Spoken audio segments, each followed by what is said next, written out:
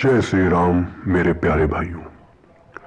आज मैं आपके समक्ष कुछ मुद्दों पर बात करने जा रहा हूं और मेरा निवेदन है कि आप मेरी बातों को सुने। पहला मुद्दा है कि मंदिर निर्माण का विरोध क्यों हो रहा है। स्वाभाविक बात है यह है कि कुछ राजनीतिक पार्टियां चाहती ही नहीं है कि भारत के गरीब, मध्यम वर्गीय, छोटे व्यवसाय से अपनी जीविका चलाने वाले लोग अच्छा जीवन यापन कर पाए, क्योंकि जब तक भारत की ये मध्यम वर्गीय ताकत गरीब है तब तक ये विरोध करने वाली राजनीतिक पार्टियां अपनी राजनीतिक रोटियां सेकती रहेंगी।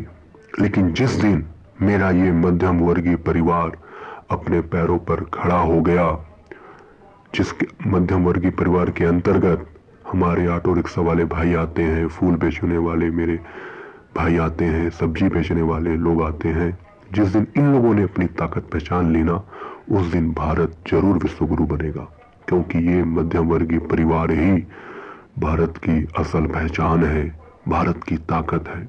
और इसलिए भारत का और भारतीयता का विरोध करने वाले लोग भारत के इन गरीबों को ही अपना वोट बैंक समझकर उनका मजाक बनाते हैं।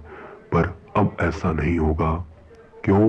क्योंकि अब हम प्रभु राम के सच्चे सेवक हैं और प्रभु श्री राम का नाम लेकर के अब हम सारे काम करेंगे। हमने अब किसी राजनीतिक पार्टी के लोगों की गुलामी नहीं करनी है। हमने सिर्फ और सिर्फ अपने प्रभु का नाम लेना है और अपना काम करना है। दूसरा प्रश्न ये आता है कि दूसरा मुद्दा ये है कि मंदिर निर्माण के फायदे क्या हैं। और कुछ फायदों की बात तो मैं आपको गिना ही सकता हूँ, जैसे कि जब मंदिर निर्माण पूर्ण होगा तो स्वाभाविक है कि पर्यटक उस जगह पर जरूर आएंगे। एनएसएसओ का सर्वे भी यह कहता है कि मंदिर पर्यटन में भारत की जीडीपी की हिस्सेदारी 3% है। अभी हाल ही में हमने देखा कि जो अयोध्या इतने वर्षों से वीरान पड़ी हुई थी, वहां पर मंदिर निर्माण के फलस्वरूप विश्व स्तरीय हवाई अड्डे का निर्माण हुआ, रेलवे का विकास हुआ और भारतीय परिवहन की रेल सड़क व्यवस्था भी दुरुस्त हुई। लेकिन जिन लोगों की आंखों में पट्टी बंधी हुई है वे कहेंगे कि मंदिर निर्माण से होता ही क्या है।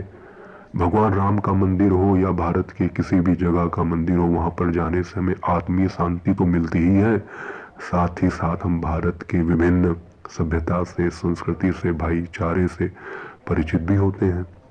माननीय प्रधानमंत्री नरेंद्र मोदी जी का संकल्प है कि हमें भारत को विश्व की तीसरी अर्थव्यवस्था बनाना है। तो क्या हम एक नागरिक के रूप में यह संकल्प खुद से ना लें कि मैं भारत की उन्नति के लिए क्या कर सकता हूँ।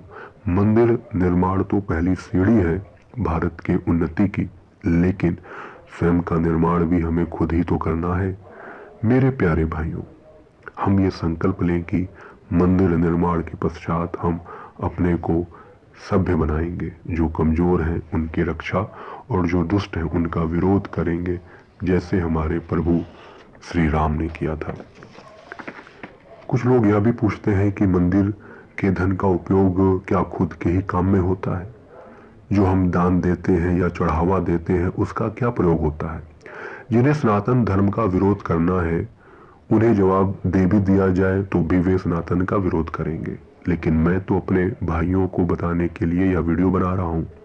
तो मेरे प्यारे भाइयों, जो हम सनातनी हैं, हिंदू भाई हैं, मंदिर को चढ़ावा देते हैं, उसका कुछ प्रतिशत तो मंदिर की सेवा में लगे कर्मचारियों को जाता है, क्योंकि उन कर्मचारियों को भगवान की सेवा के साथ साथ अपना घर भी चलाना होता है और ज्यादा भाग चढ़ावे का धर्मार्थ कामों में लगाना होता है। कोविड जैसी महामारी में हमने देखा कि कैसे मंदिरों ने अपने खजाने खोल दिए थे और लोगों को काल की ग्रास में जाने से रोका था। जो हमारे गरीब बंधु हैं उनकी सेवा भी मंदिर इसी चढ़ावे के माध्यम से करता है। हॉस्पिटल आदि में वह गरीबों का इलाज करवाता है, तो वृद्धाश्रम में उन माता पिता की सेवा भी करता है जिनको उनकी सगी औलादों ने मरने के लिए छोड़ दिया था। स्कूल का निर्माण कर हमारे उज्जवल भविष्य को सुरक्षित करने का प्रयास भी मंदिर ही करता है। गौशाले के माध्यम से